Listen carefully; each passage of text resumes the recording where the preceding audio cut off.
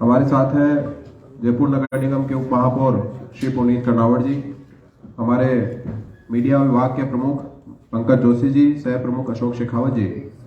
मैं आदरणीय अरुण चतुर्वेदी जी से आग्रह करूंगा कि वो इस प्रेस वार्ता को संबोधित करें। सभी को नमस्कार। माइक ले लो सर। माइक ले लो। माइक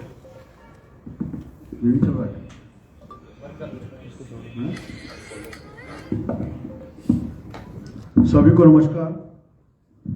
आप सब जानते हैं कि राजस्थान की सरकार 17 तारीख को 4 साल पूरे करने जा रही है और इस 4 साल के विषय को लेकर के उन्होंने जश्न की तैयारी भी की।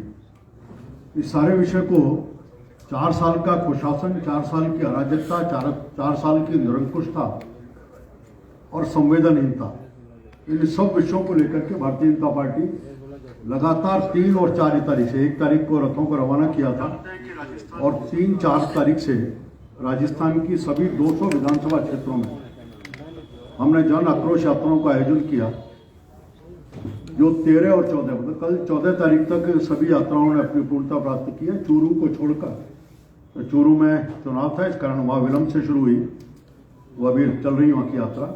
इस पूरी यात्रा में एक बात प्रतिबिंबित हुई है, लगातार देखने में आई कि जनता में इस सरकार के खिलाफ जबरदस्त आक्रोश है। आक्रोश अलग अलग कारणों से, और उन विषयों को लगातार हम इंगित भी करते रहे कि लगातार यहाँ प्रेस के माध्यम से जिन जिन विषयों को धरातल पर अनुभव किया उनको पार्टी लगातार बोलती जा रही है। मैं अभी शहरी निकायों के ऊपर जो सरकार का रवैया है उस सारे विषय को लेकर के आपके सामने बैठा हूँ। राजस्थान में 4 साल का समय है। हम कह सकते हैं कि भारत के संविधान ने एक व्यवस्था खड़ी की थी कि केंद्र में सरकार, फिर राज्य की सरकार, नगर निकायों की सरकार और पंचायती राज, ऐसे 4 लोकतंत्र के तंत्र बनाए थे जो अलग अलग स्तर पर, जहां जनप्रतिनिधियों के आधार पर सरकार चलाने की बात है। ये दुर्भाग्यपूर्ण है कि पहले तो सरकार ने 1971 में राजस्थान में कांग्रेस ने नगर निकायों के चुनाव पर प्रतिबंध लगाया। 1995 में भैरव सिंह जी बने, उसके बाद नगर निकायों के चुनाव प्रारंभ हुए और अब पिछले दरवाजे से इन नगर निकायों को पंगु करने का प्रयास राजस्थान की कांग्रेस सरकार लगातार कर रही है। 4 साल का इतिहास कहता है कि पूरी तरह से देखें कि जहां नगर निकायों में, जहां भारतीय जनता पार्टी शासित निकाय हैं, उन सब निकायों के ऊपर किसी न किसी रूप से उस पर कोई रोड़े डालने का काम, बाधा उत्पन्न करने का काम, और उनको कहीं कोई पूरा वश में नहीं आता तो उसको कैसे सस्पेंड किया जाए, काम किया जाए, इसको करने का काम ये सरकार कर रही है। ये भी ध्यान में आया कि सरकार के समय पूरी कई डीएलबी के माध्यम से राजस्थान के सभी निकायों को, चाहे वो नगर निगम होगा, नगर परिषद होगी, नगर पालिका का क्षेत्र होगा, डीएलबी के माध्यम से उनको चलाने को। और डीएलबी अगर मैं कहता हूं तो खुद मंत्री महोदय, स्वायत्त शासन मंत्री खुद इन सब निकायों को चलाने का काम कर रहे हैं। एक तरह से निकायों का जो लोकतांत्रिक अधिकार है, लोकतांत्रिक अधिकारों को पूरी तरह हनन करने का काम राजस्थान की 4 साल की कांग्रेस के शासन ने किया। इन सब का सरकारीकरण किया, ब्यूरोक्रेसी के माथे पूरे चढ़ने के उनके माध्यम से निकायों को चलाने का काम किया। हालत यह है कि निकायों में स्वायत्त शासन मंत्री के माध्यम से सारे काम होते हैं। जो पैसा अलग अलग मद में इनको जाना चाहिए वो पैसा नहीं जाता, जो अलग अलग चीज़ आती है उनमें भी कहीं डीएलबी के, जहां भारतीय जनता पार्टी शासित है, उनको पैसा देने के स्थान पर कांग्रेस शासित निकायों को और बहुत बड़े पैमाने पर पैसे को साइफन करके कोटा में, जहाँ स्वायत्त शासन मंत्री जी खुद अपने क्षेत्र में है, वहाँ भी ले जा करके उस पैसे को लगाने का काम उनके द्वारा किया जा रहा है।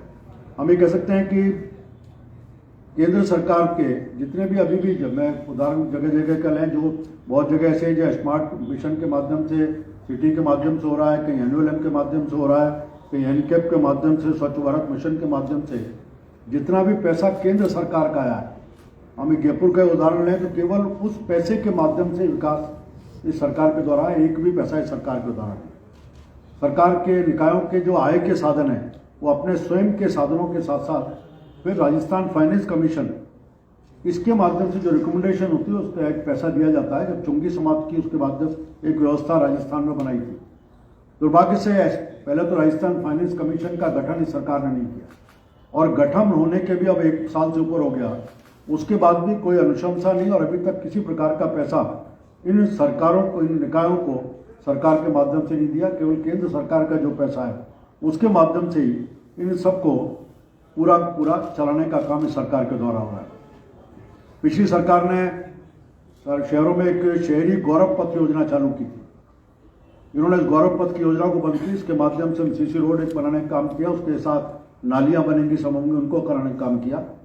इस सरकार की हालत ये रही कि जो बेसिक काम है सरकार के निकायों काम होने चाहिए, सड़क, बिजली, पानी, पार्क, ये चारों ही पूरी तरह से समाप्त हुए हैं आज। क्योंकि निगमों के हालत ये है कि निगमों के ना तो उनके कमेटियों का गठन नहीं किया गया।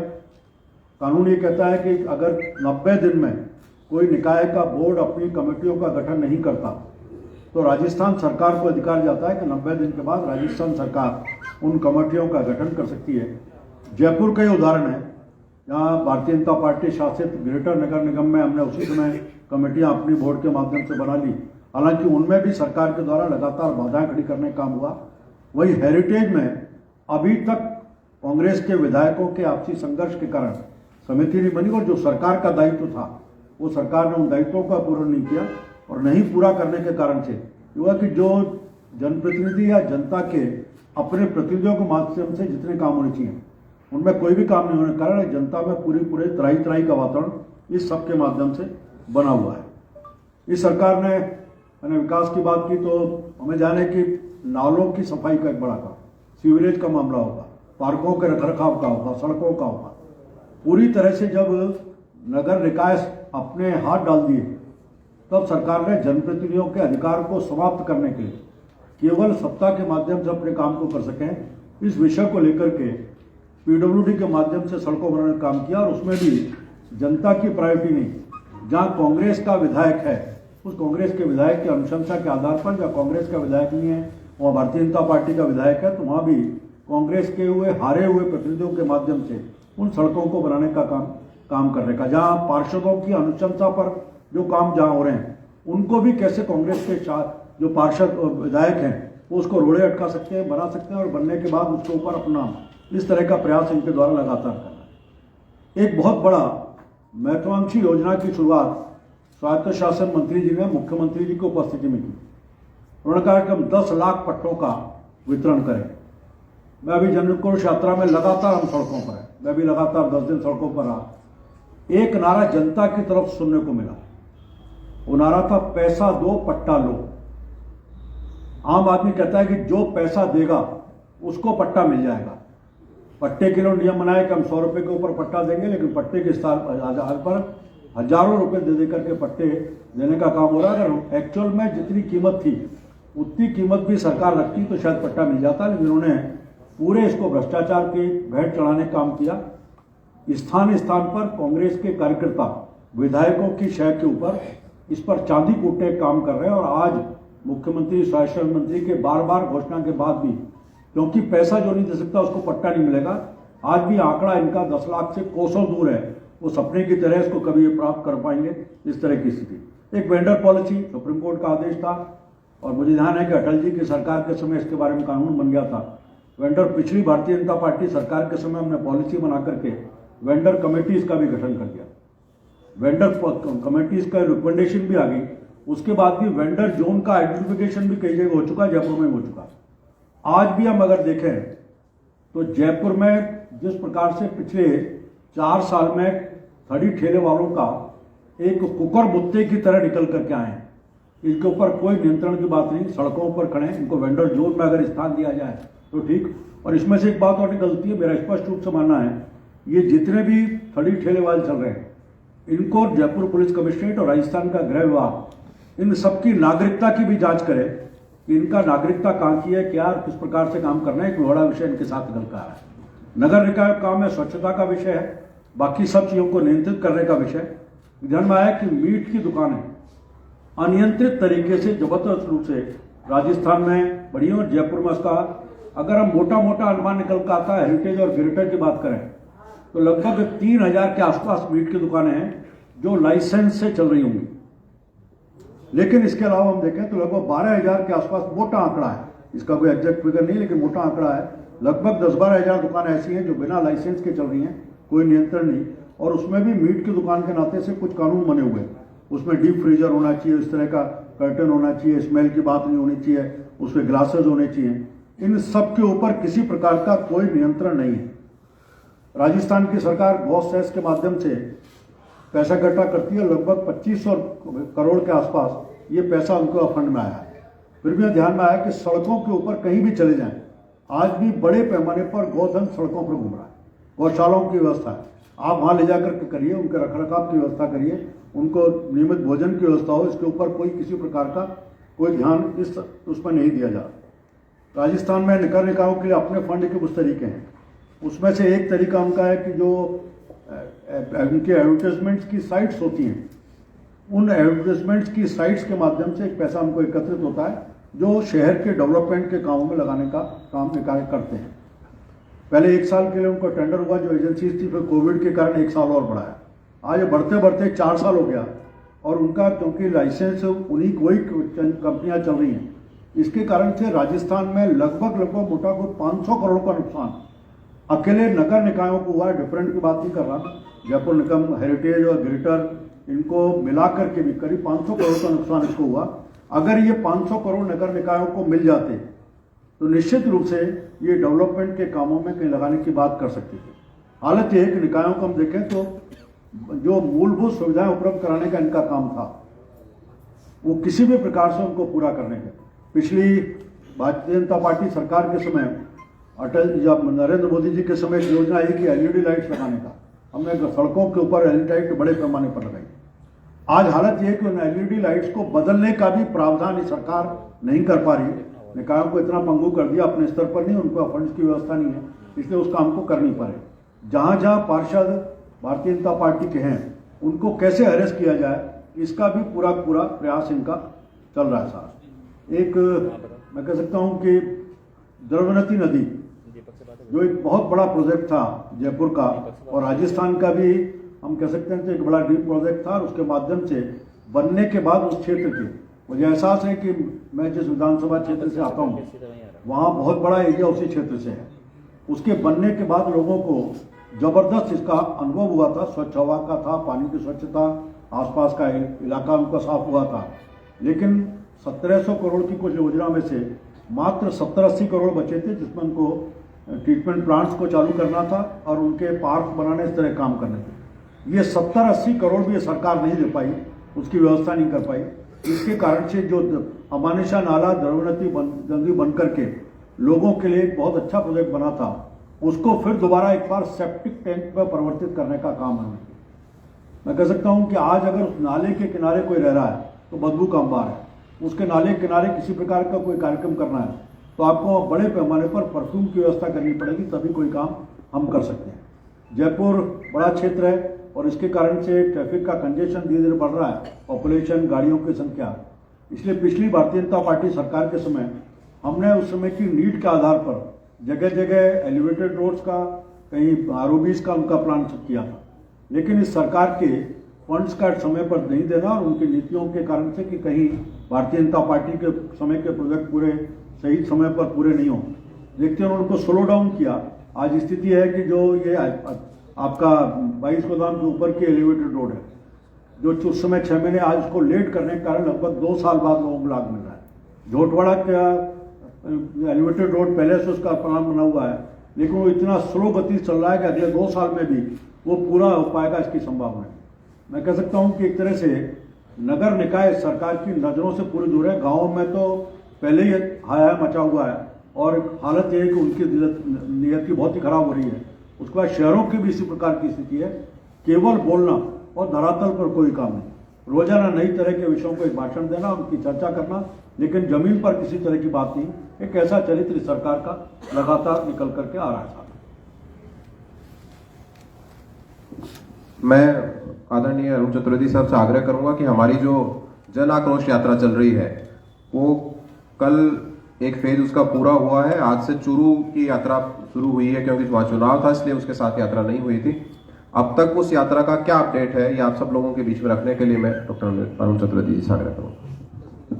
मैं इसके साथ ही एक बार ये पूरी जन आक्रोश यात्रा कल पूरा किया है और ये 200 विधानसभा क्षेत्रों में 200 रथ, इसमें मैं चूरू का अलग कर रहा हूँ। अभी तक जो पूरा हुआ है 1,10,702 किलोमीटर की यात्रा पूरी हो चुकी है। इस अभियान के अंतर्गत लगभग अब तक लगभग नहीं 61,560 नुक्कड़ सभाएं, चौपाल कार्यक्रम हुए 1 करोड़ से अधिक लोगों से संपर्क किया जा चुका है। जनोत्कृष्ट माध्यम वेबसाइट पर 2,91,503 समस्याएं शिकायतें दर्ज हुई हैं। इस अभियान के तहत जनसहयोग के रूप में लगभग 30,89,000 लगभग 31 लाख लोगों की मिस कॉल प्राप्त हुई हैं। अब तक 91 लाख लगभग 92 लाख आरोप पत्र बांटे गए और 15 लाख के आसपास समस्या पत्र एकत्रित इस यात्रा के दौरान हुए। मैं कह सकता हूँ कि जबरदस्त जनता का जुड़ाव इससे हुआ और उन्होंने अपनी समस्याओं को भी रखा, सुझाव भी रखे। इन सब समस्याओं के आधार पर जहां हम स्थान स्थान पर इस सरकार के खिलाफ आरोप पत्र बनाने का काम करेंगे, वहीं जो सुझाव आए हैं, समस्याएं हैं, इसके आधार पर आने वाले समय में जो संकल्प पत्र, चुनाव घोषणा पत्र बनेगा, उसमें भी हमारे लिए काफी सहयोगी बनेगा। शिकायत कितनी है? शिकायतें जो कुल आई हैं 14 लाख करीब 15 लाख समस्या पत्र एकत्र हुए हैं और वेबसाइट पर जो आई हैं वो 3 लाख हैं। तो कुल मिला के हम कह सकते हैं लगभग कोई 18 लाख के आसपास ऐसी वेबसाइट पर और सीधे पेपर के माध्यम से, शिकायत पत्र के माध्यम से है। जो मिस कॉल प्राप्त हुए हैं वो लगभग 31 लाख। कोई प्रश्न आपका हो तो मैं प्रयास करूंगा। उदयपुर से एक चॉकलेट है जो पाकिस्तानी चॉकलेट है, जो यहाँ पर उदयपुर में बिकती हुई नजर आ रही है, जिसके अंदर गाय का मांस होने की जो है शंका बताई जा रही है, क्या कहेंगे? देखिए, सरकार के ऊपर हम कह सकते हैं कि लगातार लॉ एंड ऑर्डर की विषय समाप्ति है, इसमें किसी प्रकार का नियंत्रण नहीं है। ये विषय भी उससे जुड़ा हुआ है। आज गाय के लिए संवेदनशीलता का विषय नहीं है, इसलिए इस विषय को गंभीरता से लेने का अभाव पूरी तरह सरकार के ध्यान में आता है। सर, मेरा एक सवाल है। सर, आपने हमें बताया कि इतने 1000 समस्या पत्र शिकायतें आई हैं, तो क्या अभी आपकी पार्टी ने इसको कुछ एनालिसिस कर लिया है कि ये जो समस्याएं हैं, इनका स्वरूप क्या है, किस तरह की प्रॉब्लम है लोगों को? देखिए, अभी असेसमेंट हुआ है सर? कल यात्रा समाप्त हुई है। ये सारी समस्याओं का अब तक जो आंकड़ा है वो सारा में कंपाइल करने के बाद इनको प्रॉब्लम्स के हिसाब से या सब्जेक्ट वाइज निकाल कर डिमार्केशन करेंगे और उसके बाद अकॉर्डिंगली फिर आगे बढ़ेंगे। सर, जयपुर में जैसे 2 बनाए गए, महापौर बनाए गए, तो आपकी सरकार आएगी तो क्या इसमें कोई चेंजिंग करने का विचार है? निश्चित रूप से इन सारी अनुभवों के आधार पर भारतीय जनता पार्टी आने के बाद विचार भी करेगी। हमें एक बात ध्यान में आता है, इस पूरी जब कांग्रेस ने नगर निगम के चुनाव में जारी की, उन्होंने राजनीतिक आधार पर और केवल जाति और समाजों के वोट कैसे हमें मिल सकते हैं, इसके आधार पर वार्डों को बनाने का काम किया। और मैं कह सकता हूं कि पूरे कहीं तुष्टीकरण की नीति उसमें साफ साफ ध्यान में आई।